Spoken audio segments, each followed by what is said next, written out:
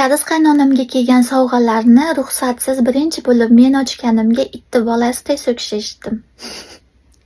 Lekin sovg'alarning ichida eng qimmat ikkita sovg'a bor edi. Yaxshiyam o'shani korobkasini ochmaganim.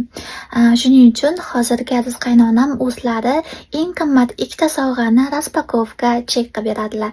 Ketdik. Tug'ilgan kunlariga eng qimmat sovg'a bu qo'lga krem bilan Diordan shunaqa pomada edi.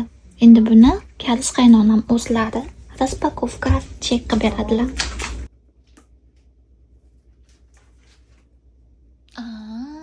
괜찮다. 아주 빨강 아니야? Normalniy kamera rosa qizil deb o'ylagandim.